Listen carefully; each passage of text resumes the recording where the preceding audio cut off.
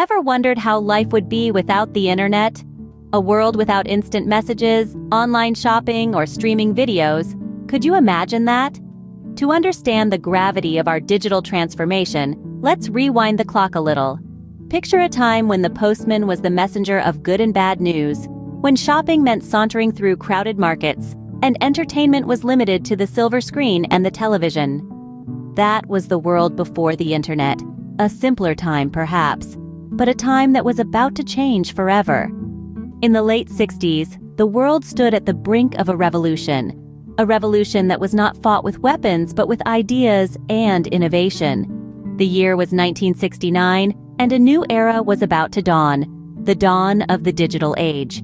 This new era was initiated by an ambitious project known as the Advanced Research Projects Agency Network, or ARPANET for short.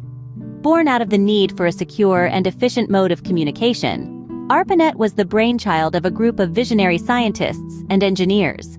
Their goal? To build a network that could continue to communicate even if parts of it were damaged or destroyed. And so, they did. On a cool autumn day in October 1969, the first message was sent over the ARPANET, marking the birth of what we now know as the Internet. This message wasn't a profound statement or a memorable quote. It was simply the word login. But the system crashed before the G could be typed. Despite this minor hiccup, the message was clear. A new era of communication had begun. From there, the internet grew, evolved, and expanded beyond anyone's wildest dreams. It transformed from a military experiment into a tool that would change how we learn, work, and connect with each other.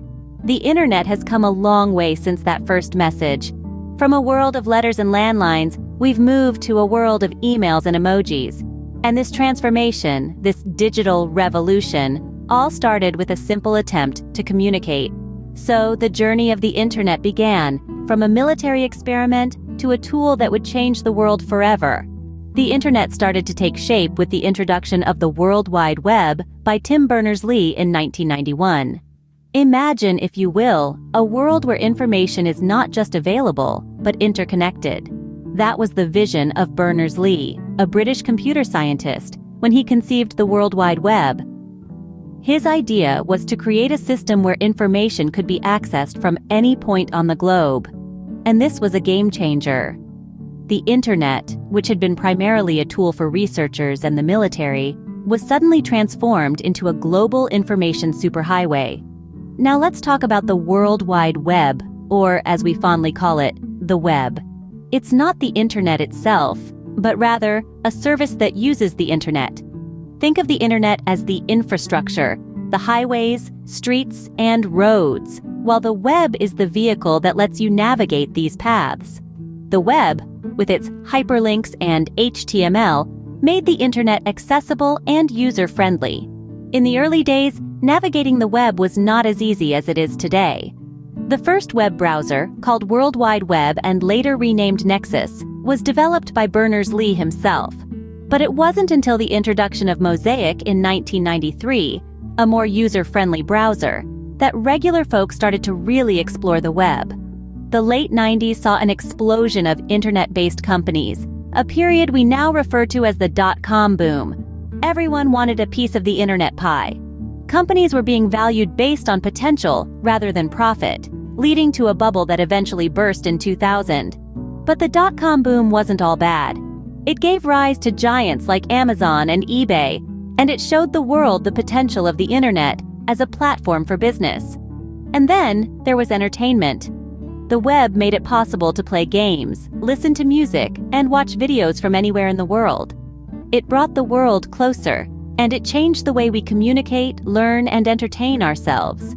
The web was no longer a military tool, but a platform for business and entertainment, setting the stage for an unprecedented digital revolution. The early 2000s saw the rise of a new phenomenon, social media. This wasn't just a new way to communicate or pass the time, it was a revolution in how we connect with the world around us. A young Harvard student by the name of Mark Zuckerberg launched Facebook in 2004, sparking the social media wildfire. Initially confined to college campuses, Facebook quickly spread across the globe, connecting people in ways previously unimaginable. It wasn't just about sharing photos or status updates. Facebook became a platform for people to express their thoughts, share their lives, and even mobilize social movements. Meanwhile, a small startup named Twitter was also gaining traction.